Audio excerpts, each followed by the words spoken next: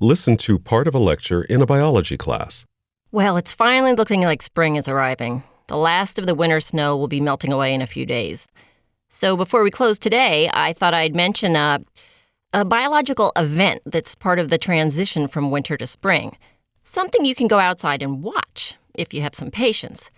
There's a small creature that lives in this area. You've probably seen it. It's the North American wood frog. Now, the wood frog's not that easy to spot since it stays pretty close to the ground, under leaves and things, and it blends in really well with its background, as you can see. But they're worth the effort because they do something very unusual, something you might not have even thought possible. Okay, North American wood frogs live over a very broad territory, or range. They're found all over the northeastern United States and all through Canada and Alaska, even inside the Arctic Circle. No other frog is able to live that far north. But wherever they live, once the weather starts to turn cold and the temperatures start to drop below freezing, as soon as the frog even touches an ice crystal or a bit of frozen ground, well, it begins to freeze. Yes, Jimmy, you look a little bit taken aback. Wait, you mean it's still alive, but it freezes? Solid? Well, almost. Ice forms in all the spaces outside cells, but never within a cell. But then how does its heart beat? It doesn't. But how can it do such a thing? Well, that first touch of ice apparently triggers a biological response inside the frog that, first of all, starts drawing water away from the center of its body. So the middle part of the frog, its internal organs, its heart, lungs, liver, these start getting drier and drier, while the water that's being pulled away is forming a puddle around the organs just underneath the skin. And then that puddle of water starts to freeze. Okay, up to now, the frog's heart is still beating, right?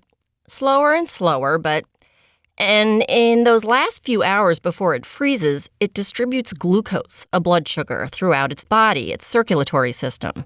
Sort of acts like an antifreeze. A solution of antifreeze, like you put in your car in the winter?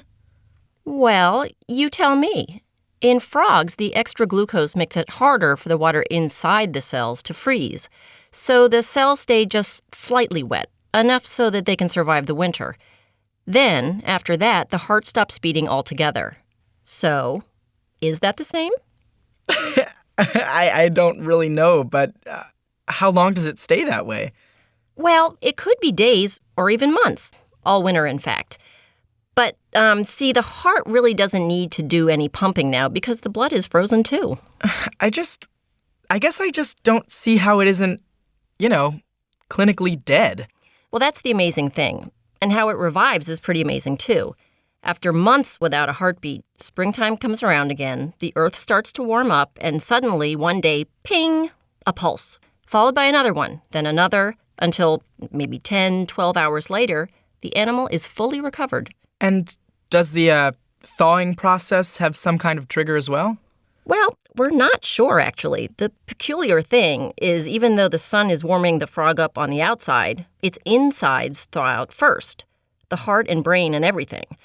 But somehow it all just happens that way every spring. And after they thaw, does it affect them, like their lifespan?